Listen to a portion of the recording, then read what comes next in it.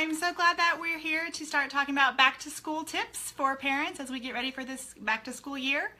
I want to see if everyone can log on and see me because we're going to get started talking about back to school. All right. All right, so it's time for back to school, and we are going to talk about some fun tips. My name is Maddie. I am a speech language pathologist with the Speech and Language Center at Stone Oak, and I have a lot of fun things. I'm really excited to have you here with you tonight to talk about back to school tips. So as you log in and as you're watching, please share with your friends, tag someone who may be interested in watching about this, and if you have any questions, and you can comment below about any questions that you may have, or any tips that you may have to share with our friends that are watching. All right. So first thing I want to say for one of our tips for back to school is to talk about it. Talk it up. I know I'm a speech therapist, so you're probably like, of course I'm going to tell you to talk about it, right? Well, talking about it is going to help kind of ease some nerves and tension with it. So some fun ways to talk about going back to school is being able to do books. So I have one of my fun books here. It's called Splat the Cat. Back to school. Splat's a little cat who's so excited to go back to school. His first day, he's all ready to go, and then he gets homework. And so it talks about, just everything that happens in the school day, and it's a great way to just start that conversation with your child. So school is starting, and this may be the first day for your child, the first time going to school, or maybe you're starting a new school and your kids are looking at new schools and there's going to be new teachers and new people there, and so there's just something to talk about. Another thing with books that I love doing is that there's a lot of vocabulary with books. So you can use the books to talk about the vocabulary, about the people that are in the school. Who's a principal? What is the job of the principal? What are they doing? And who is the crossing guard, and what's the job of the crossing guard, and teachers and PE coaches and cafeteria, everything like that. So there's just so much vocabulary that you can use to talk about school to kind of help your little one get ready to know what to expect. So that's one way to just talk about school. Another thing that I really encourage you to do is make a goal with your child. Have a goal with your child for school. It doesn't have to be academic. It can be something fun, like I'm going to have a goal to make a new friend every week, or to play with someone new every week, or I'm going to learn something new at school that I'm going to get to share with my family at dinner time. So you have these goals and you have this ownership for school, and then you're just making it a fun event to go to.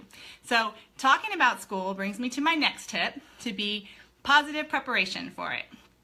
So this is a change in routine, and nobody likes a change, right? It's hard to change routine. We've been on summer vacation, we've been enjoying the summer, we've been able to sleep in maybe, or hang out here with our friends, and now we have to get back into the school routine. So we need to talk about that. Prepare the routine, talk about what needs to be done. Start those new bedtimes, start the breakfast times early, get that routine set so that you're prepared for it. And some fun ways to do that too. Maybe you have a child who's a little bit, doesn't like change, sometimes it's hard for me too. So you can have a routine schedule, have it with pictures, and you have a picture card there, and it says, what are we going to do first? What are we going to do second? What do we need to do in order to get our school day started? And another thing with that is everyone is different. So you're going to know your child best. So you're going to know and work with your child and talk with your child. What should we do first? What is the first thing we're going to do to get ready for school? Are we going to eat breakfast first, or are we going to brush our teeth first? Are we going to get dressed first, or are we going to pack our backpack? Are we going to pack our backpack the night before? So talking about the routines and what's expected, and coming up with a nice plan that you're going to do every day. And of course, practice and implement that before starting the school year and starting the school day, so that they're ready for that, because it's a lot of change, and it's tiring for kids. It's tiring for parents, it's tiring for kids when we go back to school. So which brings me into my third tip for back to school, which this is kind of a tough one, and it's accepting the emotions. Emotions are running wild right now. We have kids that are excited. They're finally getting to go to school. They're going to go to the big school with their big brother or big sister or their cousins or their neighbors. We also have this nervousness and scared, or I don't want to go, right? So we need to talk about these emotions with our kids. Some of these kids, it's very different from being in preschool. They're going to preschool, they know their preschool, they know their teacher, but now they're going to, to big school, they're going to kindergarten, and what is it going to look like? And so they're scared, and they may have never had these feelings before. So they may have never, they don't know what these butterflies in their stomach are. So we talk about that and let them know it's okay. It's okay to have these emotions, and it's okay to feel scared. It's okay to feel nervous. It's okay to be excited one minute and then nervous the next minute, and talk about that.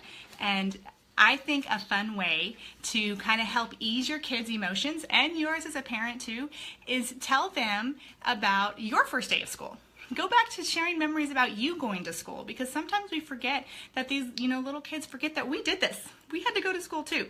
So we want to be able to share that with our kids and share those emotions and something fun that happened at school for you. And so that they know that it's okay and that these emotions are okay. So, talk it up, of course. Like I said, SLPs love to talk, so talk about school, talk about the vocabulary, all of this. Then that brings us to that routine, that change in routine, so that positive preparation for that routine. Start that routine early, getting them going. The third tip that we talked about was emotions, accepting those different emotions and talking about those emotions with your kids, especially those little ones, even your older ones. You may have kids starting middle school, and they're going to have lockers, and they're going to have, changing periods and having to figure out how to work their combination, and it's a bigger school. So talking about those emotions is really important, and making sure that it's okay that they have these different emotions, right? So it brings me to my next one, which is 4, which we're going to talk about good nutrition. And one of the scariest things for school is school lunches. So we think about school lunches and we just think, okay, they're going to lunch. Being in the schools, I was in the schools several years, and that is a time that can be very overwhelming for kids. It's loud, it's big, they've never had to do this before, and so now our emotions are even higher, right? And so we want to prepare them for this. So this is something that's really tricky, and sometimes we forget a lot about preparing for those school lunches.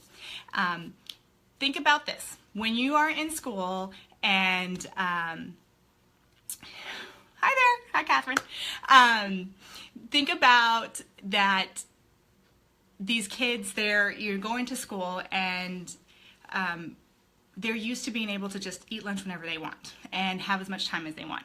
Well, now they're on a time frame, and those lunches are 20, maybe 30 minutes tops, and that includes getting your lunch, going through the lunch line, sitting down at the table, opening your lunch, eating your lunch, cleaning up, be back in line, and out the door. So how much time do we really have to eat lunch? Maybe 15 minutes, 20 minutes if we're lucky. And so it can be very overwhelming for kids, especially if this is their first time in school. And you may have that hesitant eater. You may have that picky eater. You may have that shy, quiet child that sits there with their lunch and doesn't know what to do. They don't know how to open their chip bag. They don't know how to open their sandwich. They don't know how to open their juice box, and they just sit there because they don't know what to do and they're scared. And one thing we need to remember is that if our emotions, if we're nervous, if we're anxious, if we're scared, if we're excited, our appetite is suppressed. So we probably don't even really want to eat. Right? So then our poor little kiddo's there, and he doesn't even eat lunch because he's just been nervous and he's gotten scared and he doesn't know what to do. So now he doesn't have his lunch. So let's talk about some ways to make lunch a little bit easier for them. So some fun ways to do that are, you can get like a bento box. This is a Yum box, and you want to make sure it's something easy for them to open, because again, we're trying to bring that anxiety down, right? We don't want to increase it. We don't want to make it hard. So we want to bring it down to help them in lunchtime. So they can open that, and here, I don't know if we can kind of see that there. This one is divided up, and it's got the different areas, so it kind of helps you as a mom to kind of portion control so that they have their veggies, their fruit, their dairy and protein, and it's super cute. But if you don't want to spend the money on this, there are some nice other ways to do that. Another way is using your grocery store. H-E-B for us here has nice little Tupperware compartments that you can open up, and they are divided, and so you can see here I've got their sandwich, and then their sandwich, and then their cookies right here for them, ready to eat, ready to go. So they don't have to worry about opening a bunch of things up in order to eat. But again, practice with that routine. When we talked about, positive preparation, practice this. Practice having them open these containers. See what works for your child. Another fun thing is, and I can't take credit for this. This is something that I got from a friend, but you can have just a regular Tupperware, and use cupcake liners. So make your own little dividers. So I don't know if you can kind of see that there. I've got 2 different cupcake liners in there, and I'm using the foil liner here. I've got some grapes in here, so you can see if you've got something that's a little bit juicy, or you know, kind of has, you don't want it to go through the paper cupcake liners, you can use that, and it's nice and divided, and it's super easy for them to just pick up, pop in their mouth, and eat, right? Or you can use their paper liners here. If I can get it out. This one's got their cookies in it. Okay? And another thing is their sandwiches. You can see here, this one is cut up into nice little bite-sized pieces, so they don't have to worry about chewing, because sometimes you may have like what you would consider a slow eater, and so they're spending their time chewing because they're taking big bites and they're not able to get that food down. So this is going to help them to kind of make that lunchtime a little bit easier. When they're done, they can put the top back on and they can put it in their lunchbox. Maybe it's a special lunchbox that you used and that you bought at the store together to have a fun event on getting ready to go back to school, so it's a special lunchbox, and you can just have that and it's ready to go. Something I will point out that I have seen when I was in the schools, I was both teacher and working there as speech therapy, is that a lot of these younger schools, school grades, have snack time and lunch time, and oftentimes our kiddos don't know which one to use, their snack or their lunch. So when it's time for snack, they go and they grab their lunch and they end up eating their lunch at snack, and they go to lunchtime and they don't have a lunch. So practicing again in that routine, talking about the different things that's going to happen in school, the snack time, the lunch time, the nap time, the recess time, and letting them see which one is the snack food and which one is that lunch food. So that is another thing. Again, we will definitely, you know, tag us, like us, because we'll be giving more information about feeding therapy and ways to work with picky eaters. So make sure you follow our page, and if you have any questions, let us know. We could do feeding therapy, and that's something that love to talk about. So if you have any questions, please comment below and let me know if there's anything that can help you out with the picky eaters. So that brings me to, we've done all of this wonderful stuff.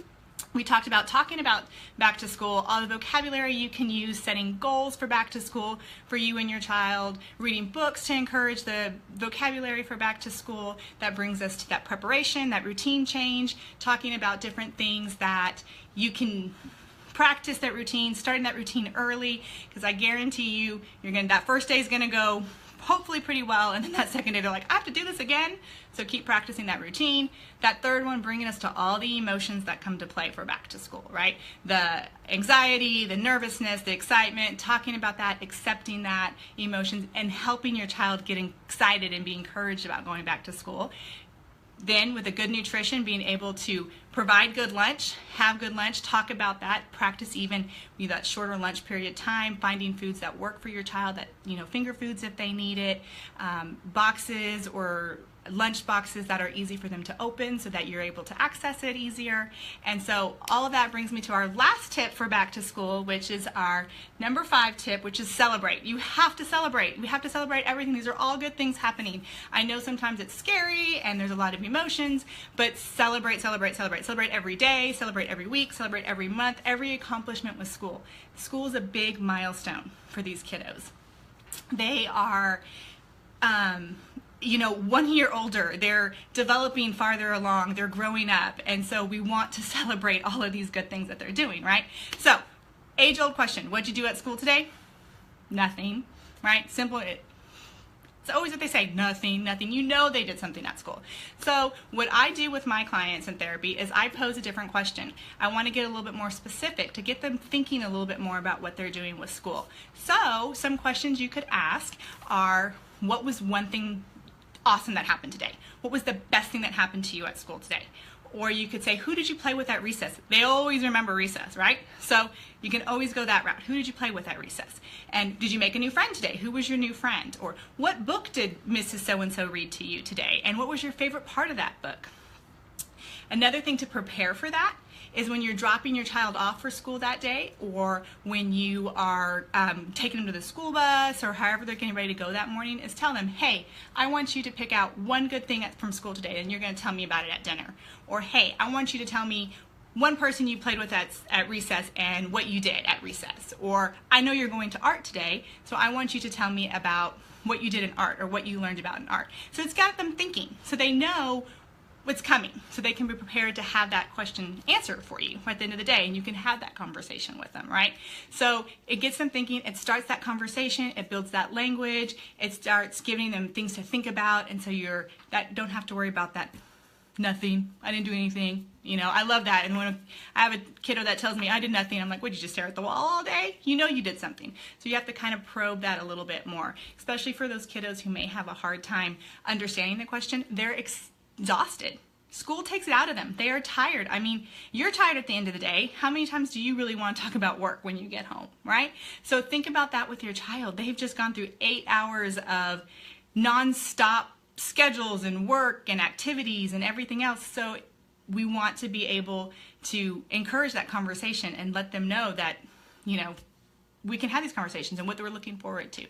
So again, so those are our 5 tips, and so just to kind of review them, we talk it up, talk about school and bring that encouragement to them, prepare for school, start early with that new routine, talk about the emotions, accept all those emotions that they're going to have, because they are going to have them, and good nutrition, prepare those lunches, make it easy for them to kind of bring that anxiety down so that they can eat those lunches, because we need them to have good lunches to get through the rest of the day. 5, celebrate everything that happens at school. So I wanted to see now, just kind of see who's here. If you have any questions for me, please comment and share with your friends and anything like that. Do we have anyone who's already started school? Most of us, depending on where you're watching from, are starting school in this area starting next week, so we've got time to get that routine going. But if you have any questions, please let me know. Some questions that I do have that I've had parents ask me before, and this is a big one, especially if you've got your little one going into kindergarten for the first time, is what do I do if I drop off my child and he's crying? What do I do with them? That's an emotion. That goes back to, it's okay to cry. And you can tell it's okay for you to cry too. It's a part of life, and it's a part of that change. So it's okay to cry. Let them cry. They're in good hands. I promise the teacher is going to take care of them. You and the teacher are a team. You're going to work together to make this the best experience for your child. So it's okay to cry. Best thing for you to do is to tell them you love them. You're going to be there for them at the end of the day to celebrate all the good things that you're going to do, and then let them go. And they're going to have a good day. It's going to, you know, it's that transition, it's that change that I have to get used to it. So it's okay if they cry. And that's what I tell parents when they tell me, what do I do if my child's crying? What do if my child's scared to go to school? Remember, it's okay to let them have those emotions. Just talk about it. Another big one that I get is, how do we handle day 2? Day 1 is usually great. We can get this. They're so excited. They've got their backpack. Everything's going on. Day 2 comes around. Time to wake them up. And they're like, I have to do this again? I thought this was a one-time thing, right? Well, go back to all those wonderful tips. We talk about it, and, you know, day 1's over, talk about how we're going to wake up again tomorrow and we get to do all these fun things again. Prepare them for it. Talk about how they're tired at the end of the day, right? Those emotions, it's okay to be tired, and it's okay to get excited again for that next day to go back to school. Talk about lunch. You're going to have that good lunch. You're going to have a good dinner. You're going to have the good breakfast. You're giving them that good nutrition. And then again, celebrate their accomplishment for that first day. And then here we go. It's day 2. We're going to do it again. We're going to do it again on day 2. We're going to do it again on day 3, day 4, day 5. Hey, it's the weekend. We get a break, and we're going to do it all over again. And eventually they get into that routine. But day 2 is oftentimes harder than day 1.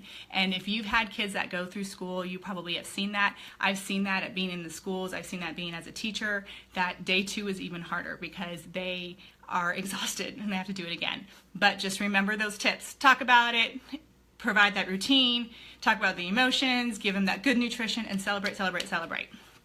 All right, so, and one other tip I get that's more specific to speech therapy is I have a question that I get is I have parents ask me, well, what do I do? Do I tell the teacher that he's receiving speech therapy? Do I tell the teacher that he has a hard time communicating? Do I tell the teacher, you know, that he has a hard time following directions? I say, absolutely, yes. Yes, absolutely. Talk to the teacher. Again, you are a partner with that teacher. You're going to work together to give your child the best experience possible. So let them know, hey, my child's been receiving speech. He has a hard time producing his sounds, or he has a hard time, you know, following directions. He may need to have it repeated for him a couple times. That's okay. definitely tell them. They are on your side. I promise you they're on your side and they want to help your child. So those are some frequently asked questions I have. I did see a question pop up. Let me see if I can find it again. Oh, Dolores, hi.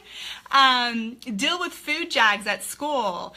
Oh, you're in Madrid. Nice. That is a good question, Dolores. And if you're talking about food jags with the school cafeteria, I believe that the schools, depending on where you are, they may give choices. You may be able to go in and choose like lunch A or lunch B.